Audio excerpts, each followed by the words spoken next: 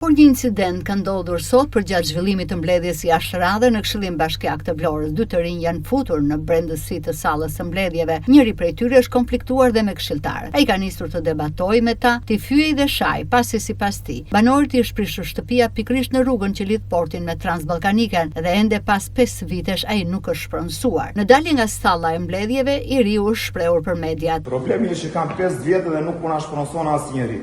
Disa pjesëtar aty i kanë marrë, disa të tjerë jo. Ku jeton? Te porti? Po, te porti. Tani janë pa banja sfare unë qa jetoj. Ma kanë pri shpine dhe lekët s'mi kanë dhënë. Tani është normale kjo gjë. Kanë komunikuar me të gjithë të shtynë. Thonë, unë nesër e ke gati, më thonë.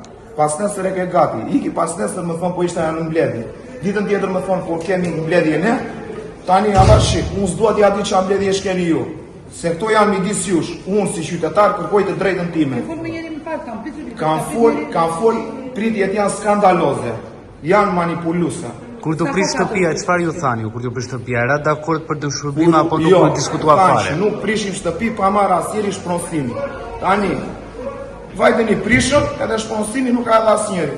Vajte me kërkuam i thënë si i bë to prishje, asnjëri nuk theu përgjigje. Domethënë avash, ka shtet nuk funksionon asgjë. Sa janë si puna juaj që kanë këtë problem? Janë gjithë plazha mua, janë 25 veta. Keni zgjedhur një mënyrë sot të hyni me dhunë në Këshillin Bashkiak? Po. Nuk ju kanë pritur çfarë kanë ndodhur para? S'kan pritur asgjë, vetëm kalojnë, ana shkalojnë. Banesën e kemi pas te porti te. Po. Çfarë sipërfaqe dhe sa ju është ofruar dëshpërblimi? Dëshpërblimi është skandaloz, 520 euro metri.